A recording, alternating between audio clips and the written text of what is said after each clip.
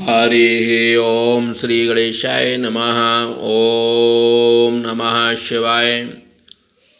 श्री शिव महापुराण पंचमो अध्याय देवताओं के ग्राम धर्म नियम का वर्णन। व्यास जी बोले, हे सनत कुमार जी, जब उस मायावी पुरुष ने दैत्यराज को मोहित कर दीक्षित कर लिया, तब उसने दैत्यराज से क्या कहा और दैत्यराज ने क्या किया? सनत कुमार बोले, जब उस अरिहन यति ने दैत्यराज को दीक्षा दे दी एवं नारदादि शिष्यगण मुनिराज के चरण कमलों की सेवा करने लगे, तब अरिहन ने दैत्यराज से कहा। अरिहन बोले, हे दैत्यराज, हमारे ज्ञान गर्भित वचन को सुनो। जो वेदांतर सार का सर्वस्व परमोत्तम रहस्य रूप है, यह संसार किसी कर्ता के द्वारा नहीं बनाया गया है, किंतु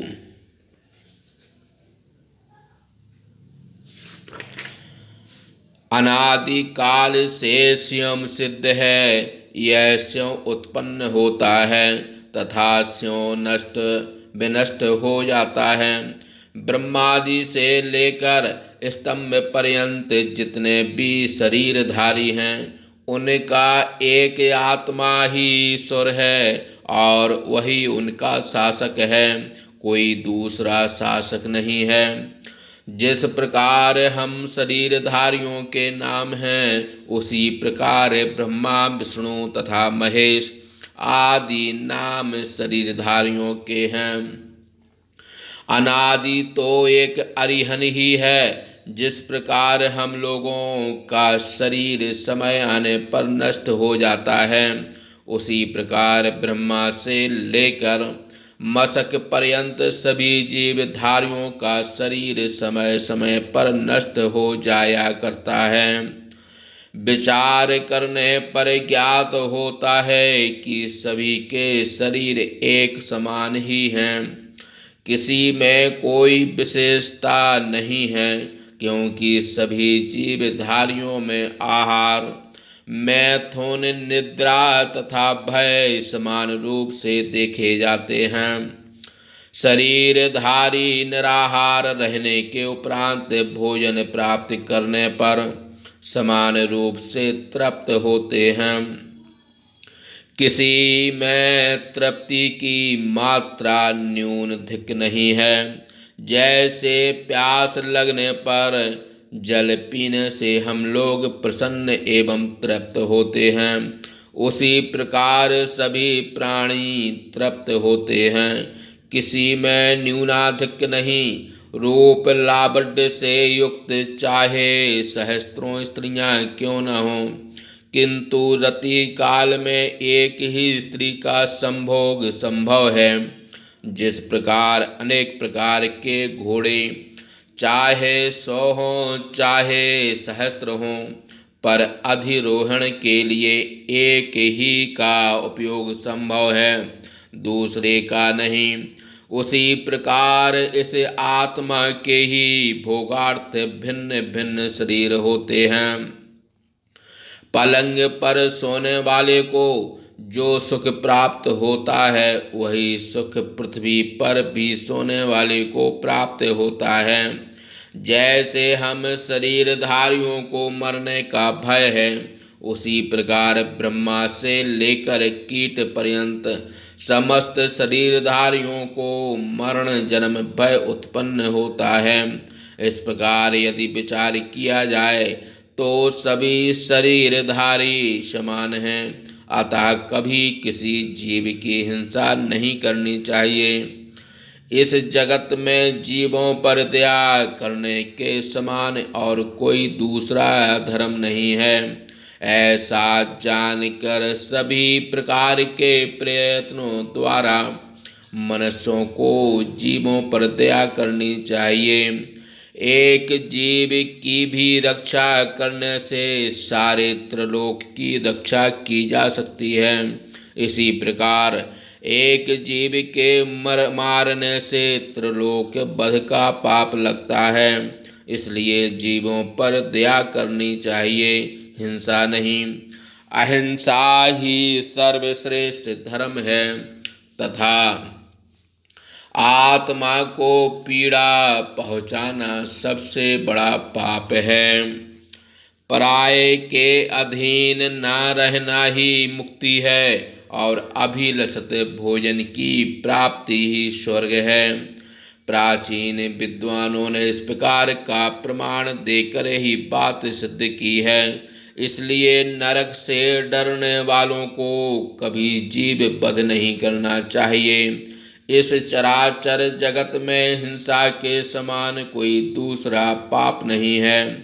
हिंसक नरक में जाता है तथा अहिंसक स्वर्ग का भोग करता है। ऐसे तो संसार में अनेक प्रकार के दान हैं, परंतु तुच्छ फल देने वाले उन दानों से क्या हो सकता है। अभय दान के समान और कोई दूसरा दान नहीं है। मनीषियों ने नाना शास्त्रों का विचार कर इस लोक में तथा परलोक में कल्याणकारी 4 प्रकार के दान बताए हैं। भय से संत्रस्त लोगों को अभय दान, रोगियों को औषधि दान, विद्यार्थियों को विद्या दान तथा भूखों को अन्न दान देना। मुनियों ने जो अनेक प्रकार के दान कहे हैं, वे सभी दान अभय दान की 16वीं कला की भी बराबरी नहीं कर सकते। मणि मंत्र एवं औषधि का प्रभाव अनंत है, इसलिए अर्थोपार्जन के लिए बिना विचारे ही उसका उपयोग प्रयत्न पूर्वक करना चाहिए। बहुत धन उपार्जित कर इस द्वादशायतन का ही पूजन करना चाहिए। औरों के पूजन से क्या लाभ है। 5 कर्मेंद्रिय, 5 ज्ञानेंद्रिय, मन एवं बुद्धि, यही द्वादशायतन है। प्राणियों के लिए यहीं पर स्वर्ग तथा नरक है, अन्यत्र कहीं भी नहीं। सुख का ही नाम स्वर्ग तथा दुख का ही नाम नरक है। सुख भोगते भोगते इस देह का त्याग ही तत्व चिंतन को परम मोक्ष बताया है। जब वासना के सहित समस्त क्लेशों का एवं अज्ञान का नाश हो जाए तो तत्व चिंतकों ने इसी को मोक्ष की संज्ञा दी है। किसी भी प्राणी की हिंसा नहीं करनी चाहिए, यह श्रुति प्रमाण है। और जो अग्निष्टोमादि यज्ञों में अन्य प्रकार से हवन करते हैं उससे हिंसा की जाती है, वह तो भ्रम उत्पन्न करने के लिए आज सज्जन लोग कहते हैं। अग्नि अष्टोमीयम पशु माल भेद। अग्निष्टोमीय पशु का आलम्बन करना, यह श्रुति तो ज्ञानियों के लिए प्रणाम नहीं है।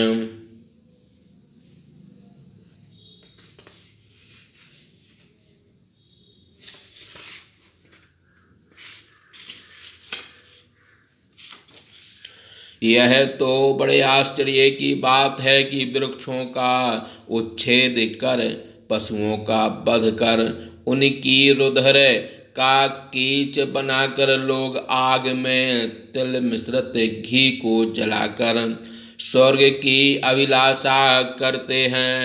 इस प्रकार यतिराज ने उस त्रिपुराधिपति से अपना सिद्धांत कहकर समस्त त्रिपुर वासियों को सुनाते हुए आदर से बौद्धागमों में निर्दिष्ट देह मात्र को सुख देने वाले और प्रत्यक्ष पर ही विश्वास करने वाले धर्मों का निरूपण करते हुए कहा। श्रुति में आनंद को ही ब्रह्म का रूप बताया गया है। इसके अतिरिक्त और सभी नाना धर्मों की कल्पना मिथ्या है। जब तक यह शरीर स्वस्थ है, जब तक इंद्रियां निर्बल नहीं होती और जब तक वृद्धावस्था दूर है, तब तक पुरुष को चाहिए कि अपने सुख का साधन प्राप्त कर ले। पुनः वृद्ध को हो जाने पर जब इंद्रियां निर्बल एवं अस्वस्थ हो जाएंगी, तब सुख की प्राप्ति किस प्रकार हो सकती है। इसलिए सुख चाहने वालों को चाहिए कि अर्थी के निमित्त अपने शरीर का भी दान कर दे। जिनका जन्म मांगने वालों की मनोवृत्ति को प्रसन्न करने के लिए नहीं हुआ, वही ऐसे पृथ्वी के भारभूत हैं। समुद्र, पर्वत एवं वृक्ष नहीं, यह शरीर शीघ्र नष्ट होने वाला है। संचित वस्तुओं का नाश भी निश्चित है। ऐसा जानकर ज्ञानियों को अपने शरीर की सुख प्राप्ति निमित्त उपाय करते रहना चाहिए। यह शरीर कुत्ते, कौवे तथा कृमियों का भोजन है। अतः वेद में ठीक ही कहा गया है कि शरीर अंत में भस्म होने वाला है। लोक में जाति कल्पना व्यर्थ ही की गई है। सभी मनुष्य समान हैं, तो ऊंच और नीच का विचार कैसा। वृद्ध लोग कहते हैं कि ऐसे सृष्टि के आदि में ब्रह्मा उत्पन्न हुए। उनके विख्यात दक्ष तथा मरीच 2 पुत्र उत्पन्न हुए। तदंतर मरीच पुत्र कश्यप ने दक्ष की सुंदर नेत्र वाली परम मनोहर 13 कन्याओं से धर्म पूर्वक विवाह किया। जब उस समय उन्होंने अपने गोत्र में विवाह का विचार नहीं किया, तब इस समय लोग गम्या तथा आगम्या का व्यर्थ ही विचार करते हैं।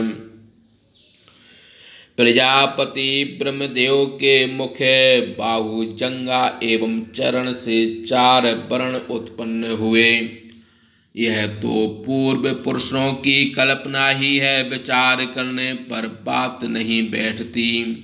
एक ही पुरुष के एक ही शरीर से यदि 4 लड़के उत्पन्न होते हैं, तो उसके चारों पुत्रों के भिन्न भिन्न वर्णता किस प्रकार हो सकती है। इस प्रकार वर्ण एवं आवरण का विभाग उचित नहीं प्रतीत होता है। इसलिए किसी भी मनुष्य में कोई भेद नहीं मानना चाहिए। सनत कुमार बोले, हे वेद व्यास, इस प्रकार शिष्य सहित वह मायावी यति उन पुरवासियों तथा राजा से कहते हुए वेद धर्म, स्त्री धर्म, पातिव्रत धर्म तथा समस्त पुरुषों में रहने वाले जितेंद्रिय तत्व धर्म का विशेष रूप से देव धर्म, श्राद्ध धर्म, यज्ञ धर्म, व्रत, तीर्थ, श्राद्ध, शिव पूजा, लिंगाराधन, विष्णु, सूर्य एवं गणेश, इन 5 देवों की उपासना विधि पूर्वक सभी प्रकार के पर्व कालों पर किए गए स्नान तथा दान का युक्ति संगत अच्छी प्रकार खंडन किया। हे वेदव्यास, बहुत कहने से क्या, उस मायावी ने त्रिपुर में होने वाले सभी वेद धर्मों को दूर किया, जिससे वहाँ की रहने वाली पतिव्रता स्त्रियां मोह में पड़ गईं और पति सेवा की उत्तम बुद्धि का त्याग कर दिया। पुरुषों ने आकर्षण एवं वशीकरण विद्या का अभ्यास कर परदार में आसक्त हो अपना जीवन सफल माना। इस प्रकार उस यतिराज के उपदेश से अंतापुर की स्त्रियां, राजकुमार, पुरवासी, पुर की स्त्रियां आदि सभी मोहित हो गए, जिससे सभी लोग धर्म विहीन हो गए और वहां अधर्म की वृद्धि होने लगी। देवादिदेव विष्णु की माया से मोहित हुए। उन त्रिपुरों के पुर में स्यों दरिद्रता का निवास हो गया। उन लोगों ने जिस महालक्ष्मी को अपनी महती तपस्या से देवेश्वर द्वारा प्राप्त की थी, वह ब्रह्मदेव की आज्ञा से उस पुर से बाहर चली गई।